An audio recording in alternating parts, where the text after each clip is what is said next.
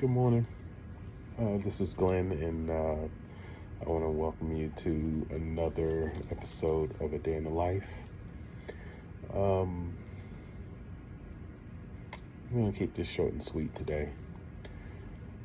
Just a couple of days ago, the 1965 Civil Rights Act provision that prohibits workplace discrimination was revoked by executive order by Donald Trump. This is one of the reasons why it was so important to make sure that we all voted, to make sure that we all did our part to make sure that he couldn't get in office. All the work that's been put into us being able to get a seat at the table, being able to fight for jobs that we are just as qualified for as white men, to be able to use the same bathrooms, to be able to vote, to be able to do all these things that we get to enjoy today, these privileges, with one felt swoop of a pen, it's all been revoked. So now you can go into an office and apply for a job, and the white guy can just simply say, we don't want black people doing this job. I don't hire black people. I mean, I hope to God that doesn't happen to anyone moving forward, but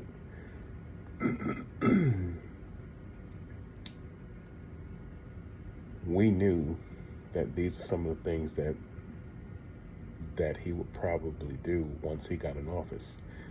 We told all of you that. I know some blacks voted for Trump, but that some of people that did vote for him, that made a difference. The Latinos voted in droves for Trump, and now you see them online bitching and moaning about how they made the mistake and want forgiveness, and they're apologizing and want black people to help them. We can't. Well, you could have helped us by issuing your vote to the right person. Everybody knows Trump is not the right person for that job, but he went through the procedure of the election, and he's now the president again. And now they're talking about changing the 22nd Amendment for a possibility of him to seek a third term. People, this is the power of the vote. So now, for the few of you who decided to vote for him, knowing who he is and what he's about, we had 4 years already of him in power before, and that was a shit show. Everyone sat here and they bitched and moaned about prices, the economy, which was fine when Biden left office. The price of eggs. Since he's been in office, the prices are going up. Gas prices are going back up. He just sat here and issued tariffs on Colombia.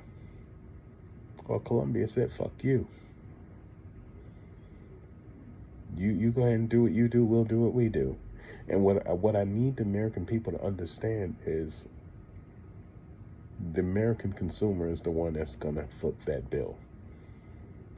Trump's never going to have to deal with it. The corporations aren't going to deal with it. They're just going to pass it off to the consumer.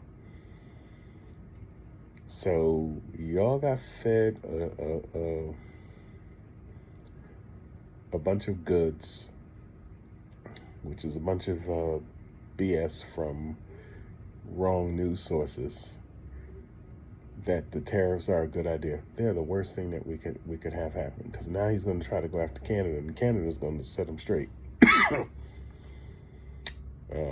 Those of you who chose not to vote for Harris because of Gaza, the war in Gaza,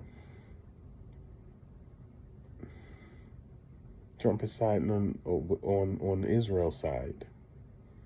So you just made a situation that was bad worse. It is what it is. Well, I'm fighting what feels like a cold, and I'm doing the best I can to get through this. And thank you for listening.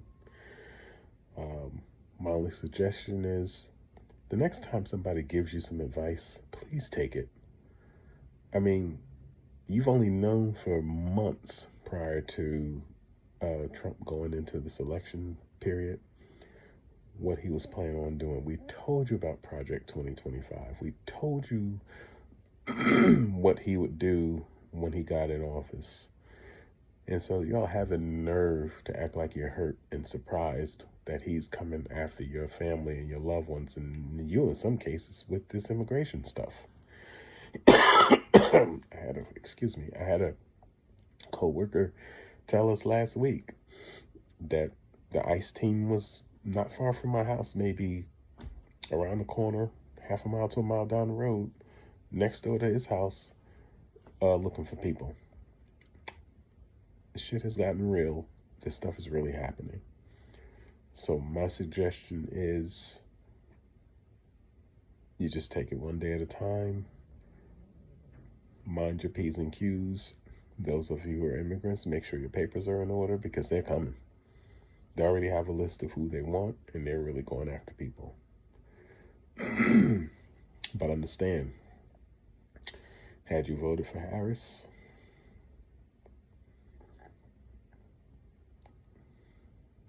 we wouldn't be having this conversation about ICE. You wouldn't be having to worry about gas prices and food prices, because and the fact that ICE is coming in and snatching up family members. You're not going to get everything you want out of any president. Biden wasn't perfect, but he was a damn good president. And y'all sat here and you listened to all this rhetoric that was so far from the truth. And now some of you are paying for it, and it's unfortunate. And because those of you who chose to go with Trump, now all of us are going to have to suffer because of your vote. And I honestly don't want to be bothered with anyone who voted for him, because it tells me a lot about you. You didn't give a fuck about me. You didn't care about my family, our loved ones. You didn't even care about our country. Because if he hasn't done it already, he's going to pull us out of NATO.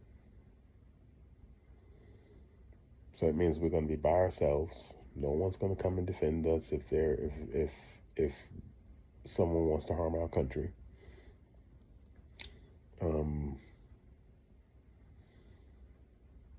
There's nobody out there mining the fields now, because you got a lot of illegal immigrants who did those jobs, and they're hiding. They're either hiding or they've already been snatched up and sent across the border.